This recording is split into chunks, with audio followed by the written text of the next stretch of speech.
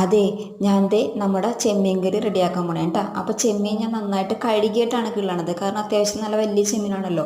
അപ്പോൾ അതിൻ്റെ കളിയൊന്നും പോകില്ല. അതൊക്കെ ഉണ്ടെങ്കിൽ നല്ല ടേസ്റ്റ് ആയിരിക്കും. അപ്പോൾ ഞാൻ ആ കിള്ളിയ ചെമ്മീനിലോട്ട് ഒരിത്തിരി മഞ്ഞൾപ്പൊടി ഉപ്പ് ഇട്ടിട്ട് പറ്റിക്കാൻ വേണ്ടി വെക്കണം കേട്ടോ ആദ്യമേ തന്നെ. അപ്പോൾ നമ്മുടെ മീൻ ഫ്രൈ ഇവിടെ റെഡി ആയിക്കൊണ്ടിരിക്കണം കേട്ടോ. പിന്നെ ഞാൻ നേരത്തെ പറഞ്ഞിട്ടുണ്ട് എനിക്ക് ഈ പച്ചക്കറികളോടൊന്നും വലിയ താല്പര്യമില്ലെന്ന്. പക്ഷേ ചില പച്ചക്കറികൾ എനിക്ക് ഇഷ്ടമാണ് കേട്ടോ.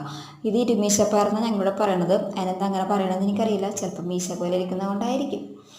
അപ്പോൾ അത് എനിക്കിഷ്ടമാണ്. അപ്പോൾ ഞാനതൊന്ന് അരിഞ്ഞെടുക്കട്ടെ കേട്ടോ. അപ്പോൾ ഇത് അരിഞ്ഞ് കഴുകി വെച്ചേക്കണേ. ഇനി നമുക്കൊരു പാൻ വെച്ചിട്ട് എണ്ണ ഒഴിച്ച് കടുക് പൊട്ടിക്കാം. കടുക് പൊട്ടിക്കഴിയുമ്പോഴേക്കും ഉള്ളിയും പച്ചമുളകും കൂടെ ഇതിലോട്ടിടാം. അപ്പോൾ എനിക്ക് ഉള്ളിയൊക്കെ അരിയാൻ മടിയുള്ളത് കൊണ്ട് ഞാനൊന്ന് മിക്സിയിലിട്ട് ക്രഷ് ചെയ്ത്, പക്ഷേ അത് ഇത്തിരി അരഞ്ഞു പോയിട്ടാ. എന്നാലും കുഴപ്പം, നമുക്ക് അഡ്ജസ്റ്റ് ചെയ്യാം. അപ്പോൾ എന്നിട്ട് ഇത് വാടിക്കഴിയുമ്പോഴേക്കും ഇതിലോട്ട് മുളക് പൊടി, മഞ്ഞൾപ്പൊടി, പിന്നെ മെയിനായിട്ട് കുരുമുളക് പൊടി ഇട്ട് നന്നായിട്ട് വഴറ്റുക. അത് വാടിക്കഴിയുമ്പോഴേക്കും നമുക്ക് കുറച്ച് ഉപ്പിടാം. അതും കൂടെ ഇട്ട് കഴിയുമ്പോഴേക്കും നമുക്ക് ഈ അരിഞ്ഞ് വെച്ചേക്കുന്ന ഇരുമീശപ്പയർ ഇതിലോട്ട് ഇടാം കേട്ടോ.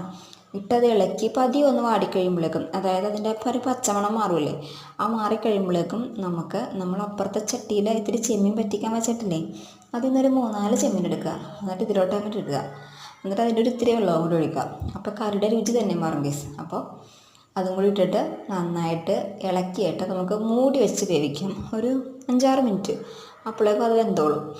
അപ്പോൾ മൂടി വെച്ചിട്ട് വേവിക്കട്ടെ കേട്ടോ. ഇനി അപ്പോൾ നമ്മൾ ഒരു 5 മിനിറ്റൊക്കെ കഴിഞ്ഞ് നോക്കിയപ്പോഴേക്കും നമ്മുടെ കറി ഇവിടെ സെറ്റാണ് ഗൈസ്. അപ്പോൾ എനിക്ക് തോന്നണു ഞാനതൊന്ന് ഇത്തിരി ഉള്ളി അരഞ്ഞ് പോയതുകൊണ്ട് ജസ്റ്റ് ഒന്ന് അടുക്കി പിടിച്ച പോലെ ഉണ്ട്. പക്ഷെ നല്ല കൊള്ളാം, നല്ല ടേസ്റ്റ് ഉണ്ട്.